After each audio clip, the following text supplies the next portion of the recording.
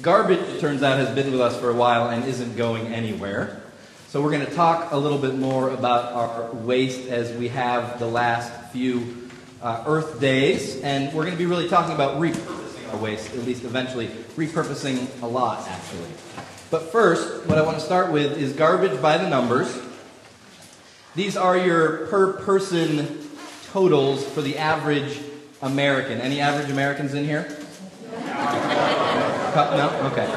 Well, then this doesn't speak to any of you, of course. But for those average Americans, wherever they live, per person, per day, 4.4 pounds of garbage. Wow. That adds up to 29 pounds per week, 1,600 pounds that mysterious average American is responsible for each year. 1,600 pounds. And we're in America over, the average in the world, but we're actually not the worst by any stretch of the imagination. There's a lot of countries worse. Just one that stood out to me was Mexico, the average American in Mexico. The average Mexican wastes about 30% more garbage a day for whatever reason. So, we can do better there, that's for sure. So total American households generate about 250 million tons of household trash per year. That's all of us added together. 250 million tons, and that's not the whole story because there's another 300 million tons of non-hazardous industrial waste. All that stuff that you ripped out of your bathroom when you, made it new and beautiful and perfect.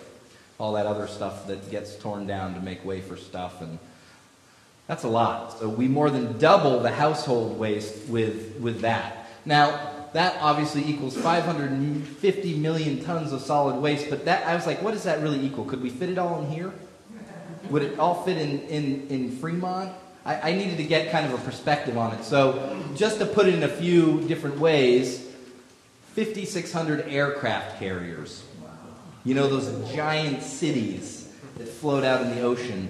It would take 5,600 of those to equal that volume that we create in America of waste every year. But I've never been on an aircraft carrier, so that didn't narrow it down for me completely. I've never been on a space shuttle either, but I've seen it. 247,000 space shuttles of waste. And now here's one maybe you can relate to a little better. 2.3 million jumbo jets. So I've taken a few flights this year. One of those planes times 2.3 million. Just to start to get a sense for the volume of waste that we are creating. So what's in all that waste? What is it? As you can see, there's some big offenders down here at the bottom. Yard waste and grass clippings, 23% in landfills. This is not the stuff that's getting diverted to be compost. This is just what ends up in landfills, and it's the biggest one on there. And next is paper, which can also be recycled, obviously. 21%. 21% of what's in landfill is paper that could have been recycled. Food waste, again, could have done better with that. Glass, plastic soda bottles. So all those, major offenders we could be doing a better job with, but clearly are not. So there's a bigger disconnect here than just knowing that recycling exists, knowing that you could compost, because a lot of people aren't doing those things, no matter how easy they're making it for you on your curb or whatever. It's not happening. It's just not happening. So this made me wonder, I kind of had this idea of like the golden age of, 200 years ago when you got a hole in your shoe, you fixed it. When your pants wore out, someone fixed them for you. You fixed stuff, right? And you kept it going forever. And that to some extent was true, but garbage has always been with us. And so I just took a quick little survey of the history of garbage. It was 500 years before the Common Era that the first municipal dump was created in Athens, Greece, always ahead of their time. Athens, Greece, well, hopefully not right now.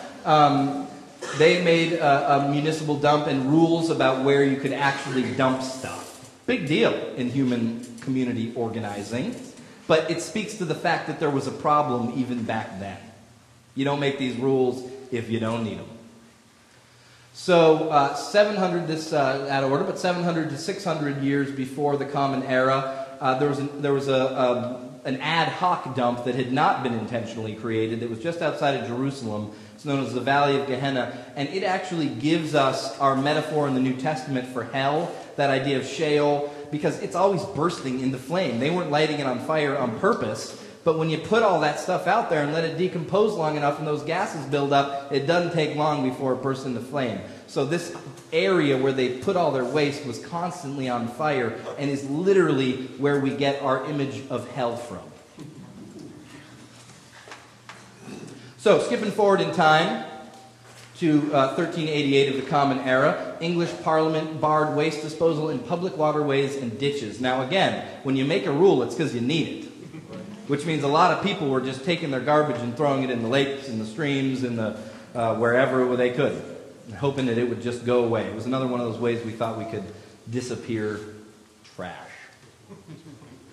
1690 in Philadelphia, they first figured out how to recycle paper, which that really surprised me that we've had that ability for over 300 years, yet paper is still showing up in our landfill at one of the highest levels. So again, it's not just about having the ability. There's something about that relationship that's broken at a larger level than just knowing what to do with this waste we're creating. In 1885, we realized, it's good to burn trash. That's one way to make it disappear, at least apparently. Didn't know about, the air pollution yet. But if you make an incinerator, you can really efficiently burn that trash. So they thought they had solved it for a little while in New York until they're like, is anyone else having trouble breathing? But it's been well over 100 years that we've been burning our trash very efficiently. So, in 1898, in New York again, first rubbish sorting plant for recycling. So they actually got it together over 100 years ago there to start sorting through their trash and trying to divert stuff to recycling. So we've been making that effort for a long time, yet still, it's not having the effect we need it to. 1900, they started piggeries. Anyone heard of a piggery? Bet you can imagine what it is. Pretty much what it sounds like. Lots and lots of pigs eating our trash, both cooked and what they call fresh garbage. My favorite kind. This worked for a while until diseases started rampantly spreading through what the pigs were eating into the pigs, into the humans who were near them, and there had to be a massive pig slaughter in the United States in the 1950s because of that. So another bad solution to this waste problem. Luckily, we realized that landfills weren't only a beautiful thing to do to the environment, but they could also be used to reclaim swampland for our growing metropolitan areas. So in the 1920s, we started to get really into doing that, building up our major... Boston, where I'm from, huge landfill, mostly stripped hills, but I bet a lot of it's garbage too. And I know in San Jose, where I am now, when you look out at those hills, they weren't quite as high a couple generations ago. Landfill. And in 1965, actually back in the 20s, Washington, D.C., our government decided that the greatest threat facing our nation was trash, because they just didn't know where to put it anymore. So they started to pass laws, and really the first major ones came in 1965, and then in 1968, because of those laws, companies started connecting financial reward to recycling, that you could somehow get paid for that waste. Your bottles would have deposit signs on them and that kind of stuff. And then just a couple of years later, the first Earth Day was celebrated, and really started to be brought into popular consciousness that there was really an issue with trash. An enormous problem with trash. I want to look at this one other quick way. So this is kind of through the years. You can see 1960, 1970, 1980, 1988, that same stuff about what's in our trash through the years. So most things you can see are getting worse. Total non-food product waste in 1960, 1.65 pounds per person, then 2.26, then 2.57, then almost 3 pounds, and as I said, now that's like 4.4 pounds. So we've been on a pretty bad trajectory with that one. About the only one that looks like it's getting any better is if you just look at the food waste, there's a negligible change to the better there. Okay?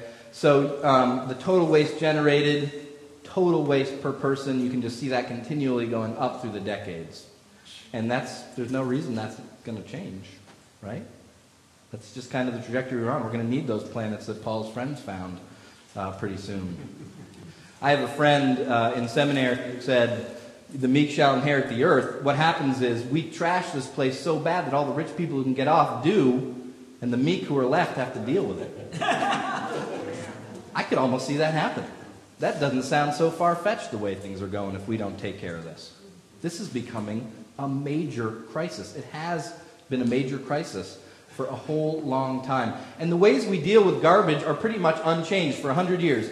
We bury it in a landfill, we can compost it, we can recycle it, we can burn it, and we can repurpose it. Those are basically the options. If you consider putting it on a barge and pushing it off into the ocean a solution, well, I guess you could add that to the list too. But there aren't that many other ways to deal with it. So the dealing with it after we create it part, not changing very much. So, pretty obviously what we got to get serious about is what kind of garbage are we creating? How much are we really going to be creating garbage going forward? So, for me, this garbage problem is a physical outer manifestation of an inner problem that we're bringing to this world as created beings. And that's this idea that we don't know what to do with old broken stuff. In fact, old broken stuff makes us pretty uncomfortable because it reminds us that one day we're going to be old and broken and we don't want to have anything to do with that idea and that stuff. And quite frankly, we just like to pick up this rug and kick it under there and just forget at all that things get old and broken. We don't know what to do with it. We are so uncomfortable around that concept. And that's our inner issue that is helping us, unfortunately, get to this terrible state on the outside. And, I sometimes think about the fact how you throw something out and you don't think about it anymore, but something I threw out 25 years ago is probably sitting in a bag 30 feet down in a landfill, just like I left it. Just sitting there. Just like it was 30 years ago. Out of sight and out of mind, right? No problem anymore. Problem for someone. Somewhere down the line. And I am not even talking today about all the stuff that we kind of shuffle off into our attics and basements and drawers, put in long terms. I saw this statistic. 40% of the things that Americans own, 40% are in long-term storage. So we're not even talking, but we have a stuff problem. We don't know what to do with our old stuff. It makes us uncomfortable and it's killing the earth. Okay? So, in some ways, this whole thing is a mess and it's scary and awful. But one of the ways it speaks to me as a process theologian is it really reminds me, in process thought, I talk a lot about how there's just all this potential around us all the time. And all that potential, it's not anything new. It's all the stuff that's already been waiting to be again in some new way. And that's what all this stuff is. That we're hiding in drawers and in basements and in landfills. It is all sitting dormant with its potential somewhere, and we just don't know what to do with it. We just don't. That's the problem. But it's just waiting to be creatively reshuffled into the world again. Like, look at this stuff. Beautifully and creatively reshuffled back into this world again. Instead of down into a trash landfill. All those products that Allison showed us. Beautifully reshuffled back into the world again. So it's obvious on the outside that we have an environmental crisis, but I really believe that on the inside it is a spiritual crisis. That we don't feel comfortable around old and broken, and we need to learn that this is all just a part of the process. It's what's happening to our minds and bodies and souls. It's what's happening to all the stuff around us, and we can get creative and engage with that stuff, or we can try to hide it under the rug, even though it's sitting right there with us still. So, I really believe the good news from Process Thought is that we are made to do this. What Process Thought says is that us created beings, we are put on this earth to help the process of creation unfold as creatively as we can. That we can plug our ears and just kind of do our thing, or we can really engage with everything that's around us and try to bring all those broken moments from the past into the future in some beautifully new, creative way that we could have never imagined before. And I want to show you a pretty incredible example of this. It's about a 3-minute film I'm going to play. It's in Spanish and it has subtitles, and I'm going to read them out loud because I want to make sure everyone can hear what's being said. So let's watch this real quick.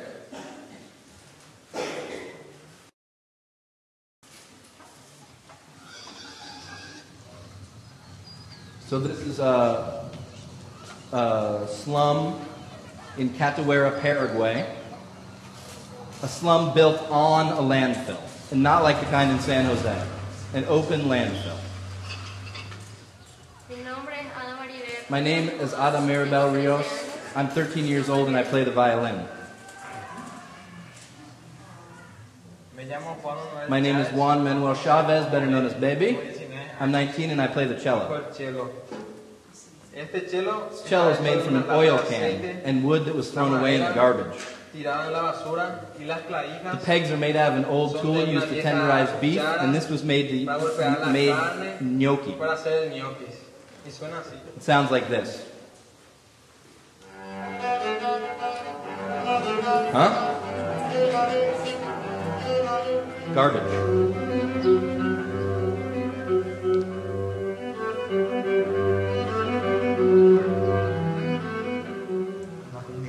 A community like Catuera is not a place to have a violin. In fact, a violin is worth more than a house here.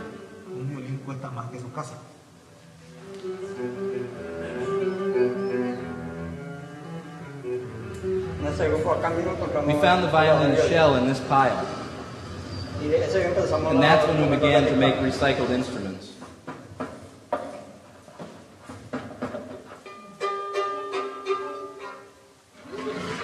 The families that live here recycle the trash and then sell it. I never imagined myself building an instrument like this. And I feel very happy when I see a kid playing a recycled violin.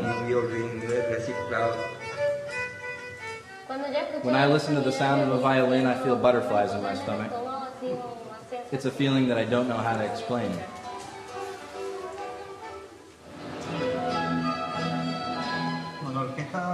The Recycled Orchestra.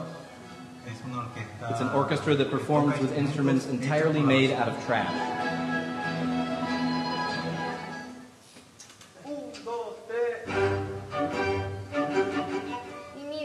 My life would be worthless without music.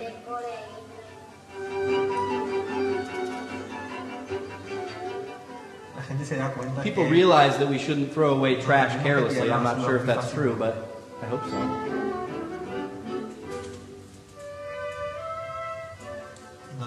Well, we shouldn't throw away people either.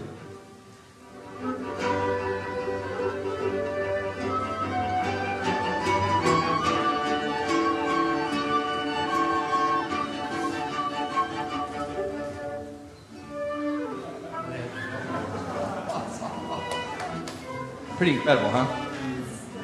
Pretty incredible. A film about people transforming trash into music, about love, courage, and creativity.